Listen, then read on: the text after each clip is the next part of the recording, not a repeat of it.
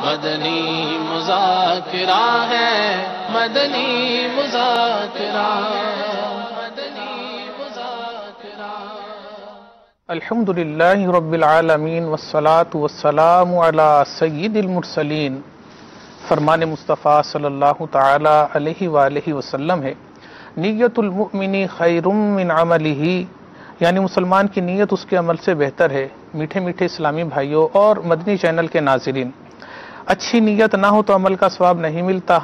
इसलिए मैं नीयत करता हूँ कि अल्लाह अज़्ज़ा वजल की रज़ा पाने और सवाब कमाने के लिए इंशाअल्लाह अज़्ज़ा वजल तिलावत करूँगा। आप सभी तिलावत कुरान करीम की ताज़ीम की नीयत से जब तक हो सके निगाहें नीची किए दो जानों बैठिए और मज़ीद ये भी नियत कीजिए कि रज़ाए इलाही के लिए हुक्म कुरानी पर अमल करते हुए कान लगाकर खूब तवज्जो के साथ और अपने इख्तियार में हुआ और दिल में इखलास पाया तो हुक्म हदीस पर अमल करते हुए अश्क बारी करते हुए तिलावत सुनूंगा इंशाअल्लाह अज़्ज़ा वजल। सल्लू अलल हबीब सल्लल्लाहु ताला अला मुहम्मद व अला आलिहि व सहबिहि व बारिक वसल्लिम। अऊज़ु बिल्लाहि मिनश शैतानिर रजीम। बिस्मिल्लाहिर रहमानिर रहीम।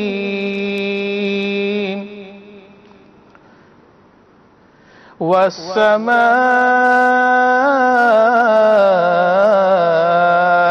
ज़ातिल बुरूज वल यौमिल मौऊद वशाहिदिन व मशहूद। क़ुतिल अस्हाबुल उख़्दूद अन्नारि ज़ातिल वक़ूद इज़ हुम अलैहा क़ुऊद व हुम अला मा यफ़अलून बिल मुमिनीना शुहूद। वमा नक़मू मिनहुम इल्ला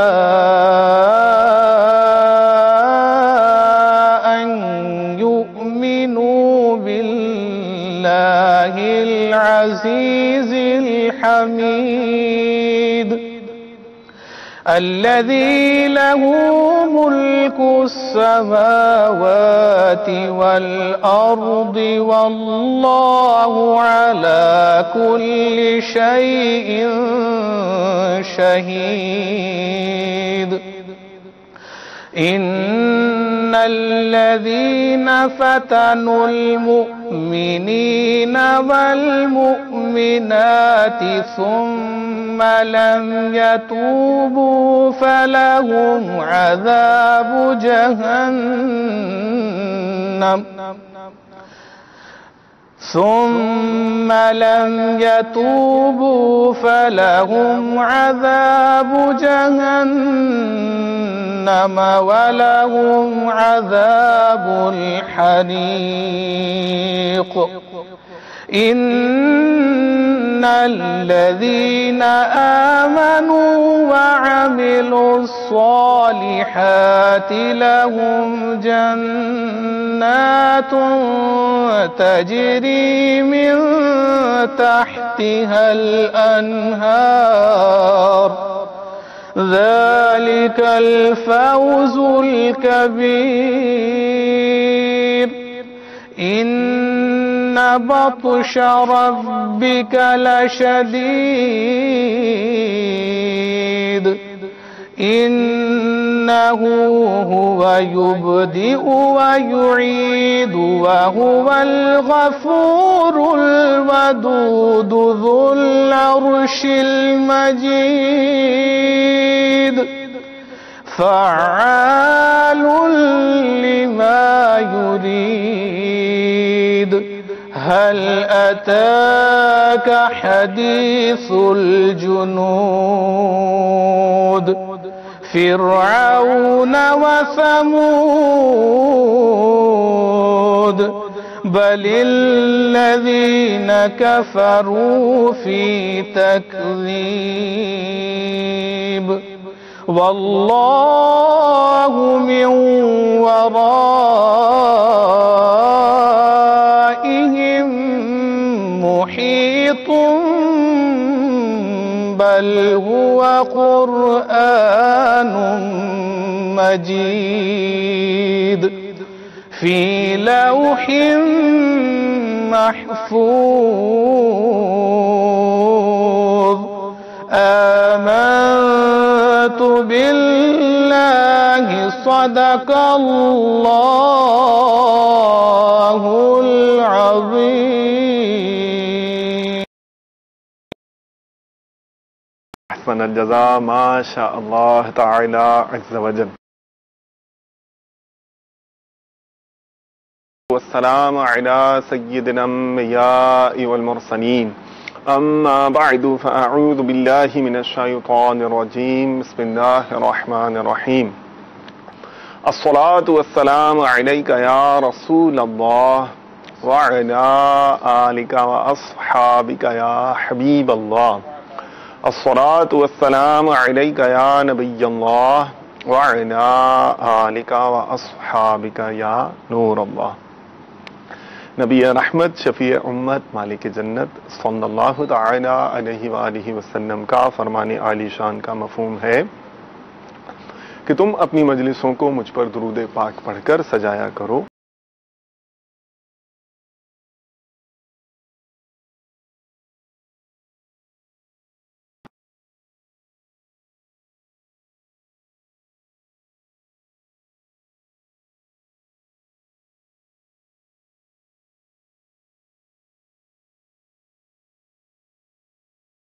اٹھارہ رمضان المبارک سن 1438 سن ہجری کے بعد از تراویح کا وقت ہے اور میں الحمدللہ باب المدینہ فیضان مدینہ دعوت اسلامی کے عالمی مدنی مرکز کے مدنی چینل کے اسٹوڈیو سے آپ سے مخاطب ہوں بذریعہ مدنی چینل. اور دنیا کے دیگر خطوں میں دوسرے اوقات مبارکہ اور تاریخ مبارکہ بھی رمضان المبارک کی اپنی اپنی بہار اور برکتیں لٹا رہی ہے اور ہمارا مدنی چینل بھی الحمدللہ وہاں علم دین اور نیکی کی دعوت کو عام کرنے میں اپنی نشریات کے ذریعے اپنا کردار ادا کر رہا ہے. تو ان اسلامی بھائیوں کو کہ جن کے ہاں 18ویں مبارک شب ہی ہے اور تراویح کے بعد کا ہی وقت ہے، تو انہیں یہ اوقات مبارکہ، یہ تاریخ مبارکہ مبارک، اور جو کسی اور اوقات کے مزے لوٹ رہے ہیں، کسی اور تاریخ میں برکتیں حاصل کرنے کی وہاں پر کوئی اور ساعت ہے، تو انہیں وہ ساعتیں مبارک ہوں. اور اللہ تبارک و تعالی عز و جل اپنے فضل و کرم سے ان اوقات مقدسہ کو ہمیں کثیر برکتوں اور سعادتوں کے حصول کا سبب بنانے کا کامیابی کے ساتھ ذریعہ بنا دے، ایسی توفیق ہمیں عطا کرے. آمین بجاہ النبی الامین صلی اللہ تعالی علیہ وسلم. نور پر نور اور روشنی پر روشنی کہ ان مبارک ایام میں دعوت اسلامی کی روایت ہے، سال ہر سال سے رمضان المبارک کے ایاموں میں امیر اہل سنت دامت برکاتہم العالیہ، جو ایک صاحب ورع، صاحب تقوی، شیخ طریقت بھی ہیں اور عالم شریعت بھی ہیں اور کثیر علماء کرام کے شیخ بھی ہیں اور صاحب ورع بھی ہیں. تو یہ مختلف سوالات جو ان کی خدمت میں پیش کیے جاتے ہیں مختلف عنوانات پر، یہ جوابات عطا فرماتے ہیں. شریعت مطہرہ کی تعلیمات تو اس میں ہوتی ہی ہیں. موجودہ دور کے لوگوں کی انسانی نفسیات اور سمجھ کا کیلیبر بھی پیش نظر رکھ کر اس طرح کا مستند بیانیہ عطا فرماتے ہیں کہ الحمدللہ احکام شریعت کے مطابق بھی ہوتا ہے، اور ایک ذہین ترین شخص ہو یا سادہ لوح طبیعت کا پسماندہ علاقے سے تعلق رکھنے والا مگر زبان سمجھنے والا شخص، انہیں ان کی بات سمجھ میں آ جاتی ہے. تو اس مستند اور تفہیم سے بھرپور بیانیے میں ہمیں ضرور اس سے فائدہ اٹھانا چاہیے اور محروم نہیں ہونا چاہیے. تو اسٹے ٹیونڈ ود اس. آخر تک رہیے اور امیر اہل سنت کے ملفوظات سے اپنا دامن ضرور بھریے گا.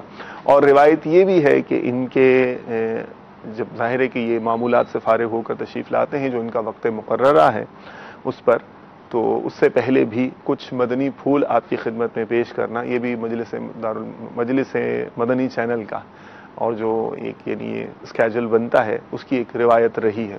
تو آج بھی اس روایت کو نبھایا جائے گا. اور آج کی جو موضوع ہے اس کے ضمن میں آپ کو ایک واقعہ سنایا جائے گا کہ جو سٹارٹ ہوتا ہے ایک خاتون خانہ سے کہ جو چند بچوں کی والدہ تھیں اور عید قریب آ رہی تھی.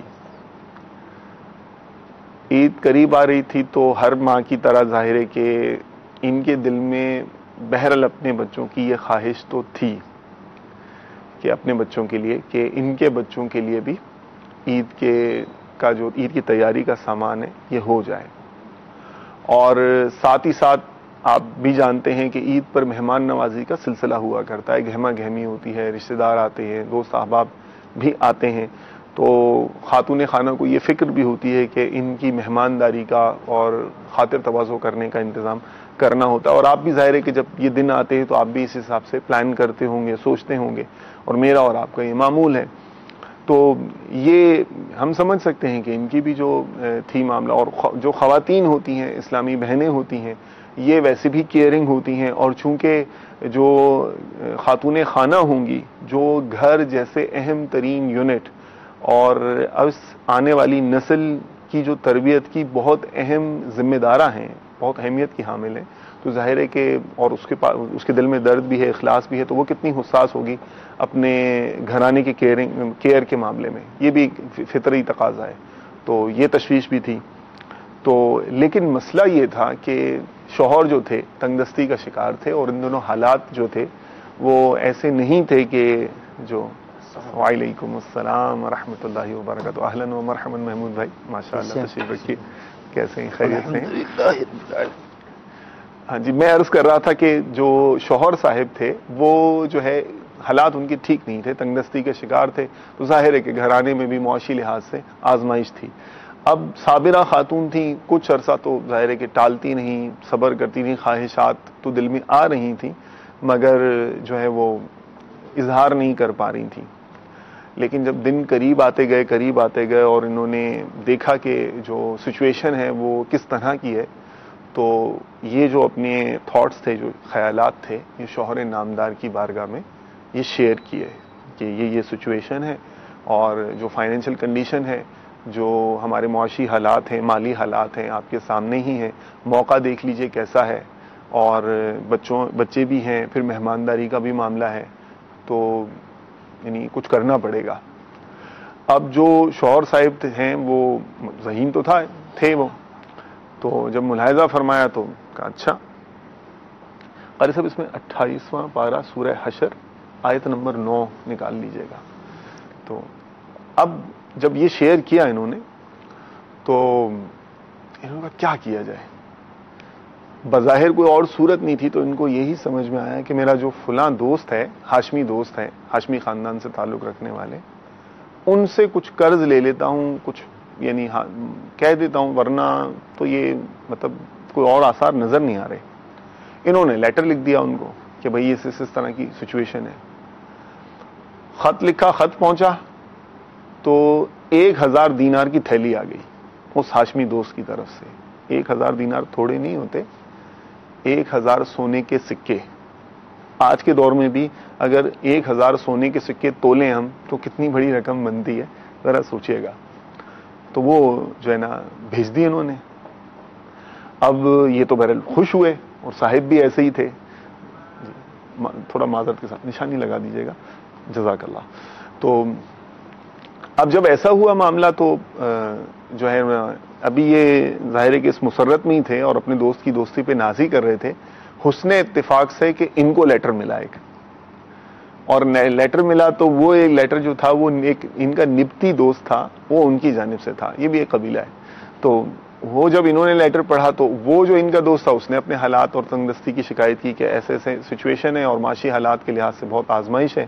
تو آپ کچھ کیجئے، کچھ کر سکتے ہیں. تو اب یہ ظاہر ہے کہ اب آپ ایک طرف دیکھیں کہ وہ قرض لینا ہے، قرض لیا ہے اور اس طرح کا حالات ہیں، اور جو ہے گھر والی نے اتنا صبر کیا ہے، اور پھر جب موقع بھی ایسا ہے، اور اب جب ایک طرف اپنا معاملہ ہے، گھر والی کا معاملہ ہے، لیکن جب بچوں پر بات آتی نا تو آپ بھی سمجھدار ہیں کہ حساسیت کا معاملہ کچھ اور ہو جاتا ہے.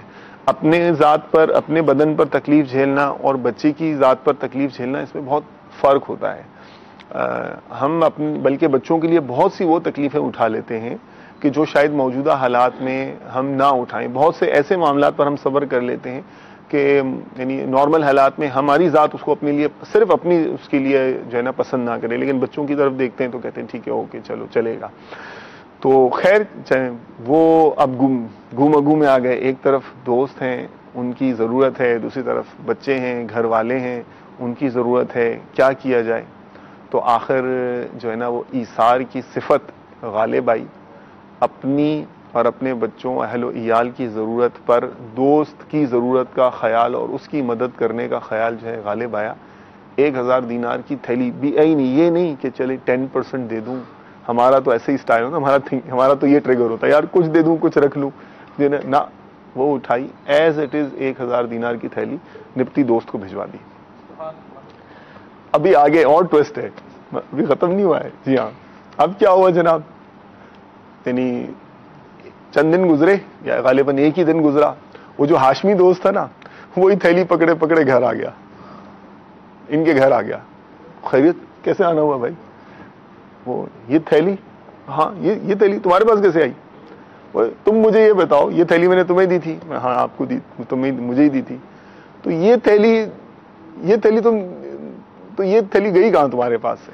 تو کہا وہ اصل میں تم تو یہ کہہ رہے تھے. ہاں وہ میں تو صحیح کہہ رہا ہوں، حالات تو یہی تھے گھر میں، سچویشن بھی ایسی تھی، لیکن بات یہ ہوئی کہ وہ میرا نپتی دوست ہے نا، تو اس کے بھی حالات ایسے ہی تھے. تو حالات معاشی لحاظ سے بہت کمزور تھے. تو اس نے جب مجھ سے کہا، تو جب میں نے ایک طرف اپنی ضرورت دیکھی، ایک طرف اپنے مسلمان بھائی کی ضرورت دیکھی، تو مجھ سے برداشت نہیں ہوا. تو پھر میں نے یہ کہا کہ چلو میں صبر کر لوں گا، اپنے دوست کی مدد کر دیتا ہوں. تو میں نے اپنے اس مسلمان بھائی کو نا یہ تمہاری 1000 دینار کی تھیلی ہے اس کو بھجوا دی. تو لیکن اب یہ تم بتاؤ یہ تمہارے ہاتھ میں کیا کر رہی ہے؟ تو انہوں نے کہا اصل میں بات یہ ہے کہ وہ نپتی دوست میرا بھی دوست ہے. میرے پاس یہی 1000 دینار تھے، کل ٹوٹل یہی تھے، اور میں نے ان کاموں کے لیے رکھے ہوئے تھے. لیکن جب تمہارا لیٹر آیا اور میں نے جب تمہاری حالت پڑھی اور جو تم نے سچویشن مجھ سے جو شیئر کی تھی، جب مجھے وہ کنڈیشن پتہ چلی، تو میں نے کہا کہ چلیں میری ضرورت تو اپنی جگہ پر ہے، میرے بھائی کی ضرورت پوری ہونا چاہیے. تو میرے بھائی کی ضرورت پوری ہو جائے، میں صبر کر لوں گا. میں نے یہ تھیلی اٹھا کر تمہاری طرف بھجوا دی. اور یعنی ظاہر ہے کہ انہوں نے اپنی نپتی دوست کی طرف بھجوا دی، اور میں نے اپنے نپتی دوست کو خط لکھا کہ میرے پاس جو ہے نا کچھ بھی نہیں ہے. میرے پاس وہ ابھی اس وقت حالات جو ہیں بالکل بھی جمع پونجی ساری ختم ہے، تو کچھ میری جو ہے نا مدد کرو.